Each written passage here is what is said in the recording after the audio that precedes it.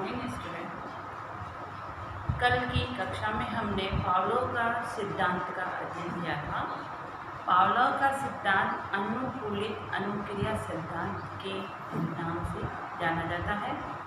Pavlov एक व्यवहारवादी है और व्यवहारवादी जो है होने के कारण एक अधिगम के द्वारा व्यवहार में परिवर्तन किस प्रकार होता है इसको इसमें समझाया गया है। तो पावलोव का सिद्धांत तो जो उन्होंने एक कुत्ते पर प्रयोग करके ये सिद्ध करने का प्रयास किया कि कुत्ता किस प्रकार से घंटी बजने का आदतन हो गया था, अनुकूलित हो गया था। घंटी बजी, खाना आया, मुंह से लार गिरनी चालू हो गई क्योंकि कुत्ता भूखा था। परंतु जब घंटी बजी पर खाना नहीं आया, परंतु अनुकूलन के कारण से, उसकी आदत में आने के कारण से लार का गिरना स्वाभाविक रूप से चलता रहा। आज का हमारा टॉपिक है कि पावलोव का अनुकूलित अनुक्रिया सिद्धांत जो है उसका शैक्षिक महत्व क्या है, कि शिक्षा में वो प्रयोग क्यों किया गया है, उसका शैक्षिक महत्व किस प्रकार से है। तो शैक्षिक महत्व जो है उसमें पहला है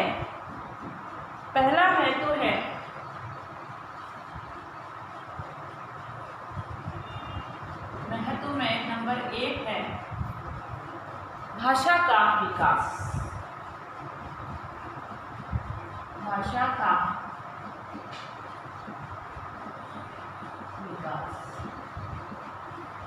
पावलोव का मानना है कि शैशवावस्था बालकों को विभिन्न वस्तुओं के साथ संबंध स्थापित करके सीखने का प्रयत्न करती है। शैशवावस्था जो बालक की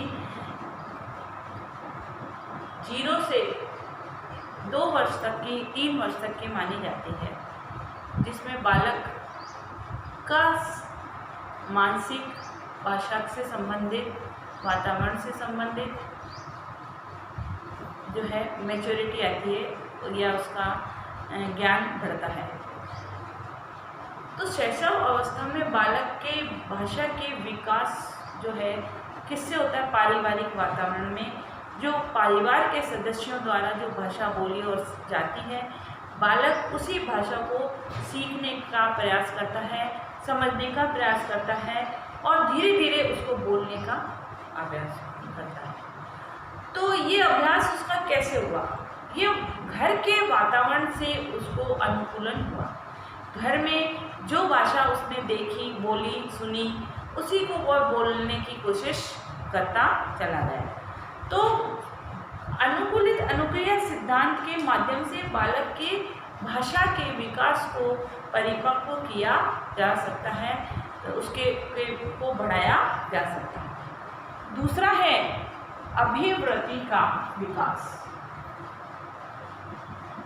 अभिवृत्ति का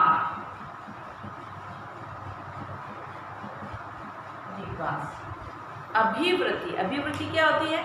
जो हमने सीखा है, समझा है, जाना है, वातावरण से ग्रहण किया है, उसको समझने के पश्चात इन फ्यूचर में हमारे व्यवहार में क्या परिवर्तन दिखाई दे रहा है। जब हम किसी नवीन विषय वस्तु के बारे में जान और समझ लेते हैं तो हमारे व्यवहार में परिवर्तन आ जाता है। तो हम उसके बेसिक नॉलेज को, बेसिक फंडे को जानकर इन फ्यूचर में हम उसी के अकॉर्डिंग या उसी के अनुसार व्यवहार करने का प्रयास करते हैं। तो अभिवृत्ति का विकास जो है बालकों की समझ, उचित एवं आदर्श व्यवहार प्रस्तुत करके उन्हें अनुकूलित अनुक्रिया द्वारा उसमें उचित अभिवृत्ति का विकास सरलता से किया जाता है। जैसे कुत्ते का जब प्रयोग किया था तो कुत्ते का घंटी बजना और खाना आना, तो धीरे धीरे वो उसका अभ्यस्त हो गया, ठीक है। और जब घंटी बजी फिर खाना नहीं आया तब भी वो क्रिया चली, तो वो उसमें क्या होगी, उसकी अभिवृत्ति दिखाई दी कि अब वो उसके आदतन हो गया था। उसके आदतन होने के कारण से घंटी बजते ही उसको लगा कि अब खाना आएगा तो उसके मुंह से जो है लार गिरने लग गई। तो एक आदतन जो हम निरंतर रोज कार्य करते हैं, जैसे हम सुबह उठते हैं, उठते ही हम दैनिक क्रियाओं से निवृत्त होते हैं, तो ये हमारे आदत में आ गया, हमारे शरीर, हमने उसको व्यवहार में अपनाया, व्यवहार में अपनाते हमारे ये व्यवहार में आ गया।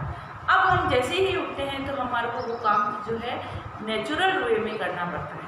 तो ये होता है अनुकूलन, यानी वातावरण के साथ अनुकूलन। तीसरा है संवेगात्मक अस्थिरता का उपचार। संवेगात्मक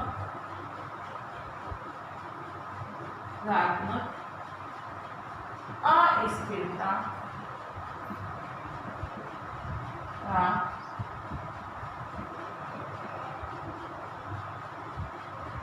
उपचार।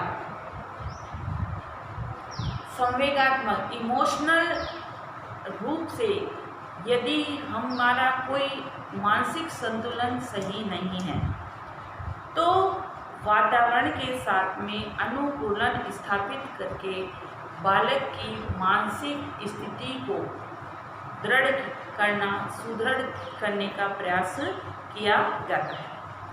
तो संवेगात्मक अस्थिरता का उपचार में अनुकूलन तथा अभ्यास द्वारा बार बार में किसी चीज़ का अभ्यास उसी एक निश्चित समय पर कराने पर अनुकूलन तथा अभ्यास द्वारा बालकों में संवेगात्मक अस्थिरता का विकास मानसिक उपचार के आधार पर किया जा सकता है। मानसिक उपचार के आधार पर जो है हम संवेगात्मक रूप से अस्थिरता यदि किसी बालक में है या बालक को व्यक्ति भी दिखाई दे रही है तो वातावरण के साथ में अनुकूलन स्थापित करके हम उसको मानसिक रूप से संतुष्ट बना सकते हैं, दृढ़ बना सकते हैं। चौथा है अनुशासन की स्थापना। अनुशासन की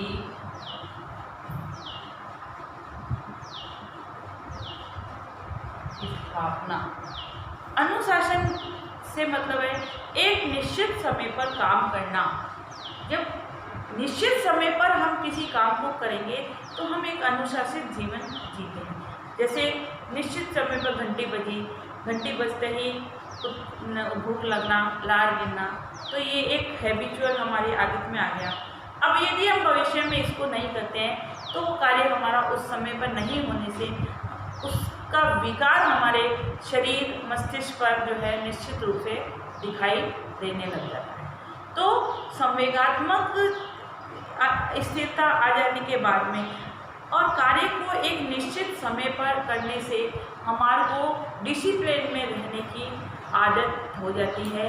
डिसिप्लिन के समय पर कार्य करने की आदत का विकास करना ही अनुशासन होता है। और जो व्यक्ति अनुशासन में रहते हैं, एक नियमित दिनचर्या का पालन करते हैं, तो वह जो है अनुशासित व्यक्ति या अनुशासन उन पर पूर्णतः प्रभावी होता है और उनका जीवन सदा ही जो है सफलता की ओर अग्रसर होता चला जाता है। पांचवा है विषय वस्तु की पुनरावृत्ति। विषय वस्तु की पुनरावृत्ति।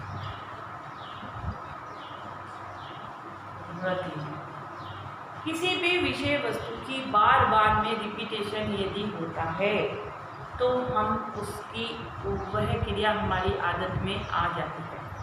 तो जैसे कुत्ते का टाइम पे घंटी बजना, तो बजते ही उसको भूख लगना चालू हो जाता है।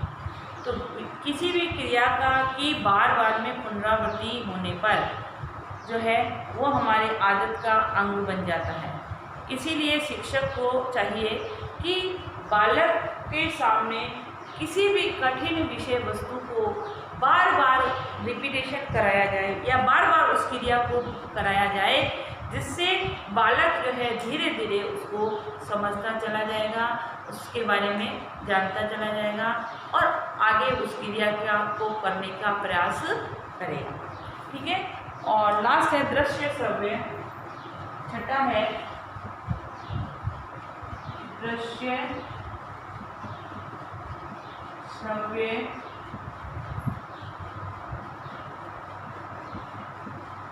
सामग्री का कुत्ते के सामने भोजन दिया था ना दृश्य श्रव्य, तभी उसने वो उसके अंदर वो आदत डेवलप हुई, क्रिया आई। यदि भोजन नहीं होता तो उसमें वो भूख भी नहीं लगती, भूख लगती तो भी उसके मुंह से लार नहीं आती। तो दृश्य श्रव्य सामग्री के उपयोग से संबंधीकरण की प्रक्रिया सरल हो जाती है। बालक सूक्ष्म तत्वों को आसानी से इससे समझ लेता है। जो सूक्ष्म से सूक्ष्म बातें होती है उसको समझाने के लिए दृश्य श्रव्य सामग्री का प्रयोग करके बालक को विषय वस्तु का ज्ञान कराना चाहिए।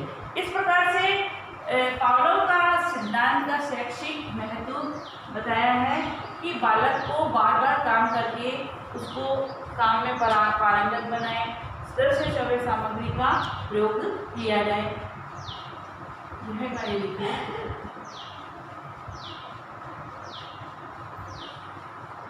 पावलोव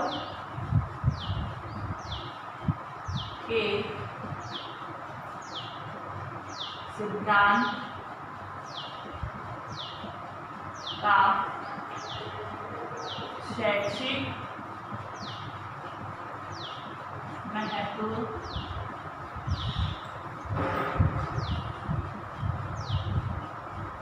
बताइए।